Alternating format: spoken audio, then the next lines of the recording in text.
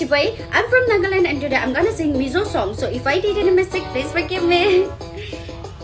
Lyrics, I will love with this song, guys. This song is very old, but still it's so amazing.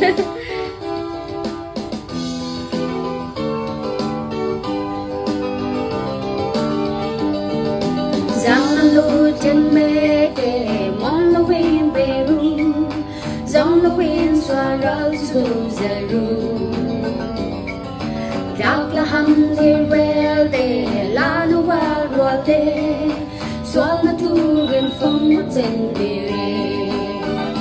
Nè na quan xóa ru là ý xóa mà xóa đi, bồ rau mẹ để chán xóa đôi ru. Cần đèn nghe toa lên đi sao thiếu thế thế nhật chú cần đèn nghe chú bắt thiên vào đi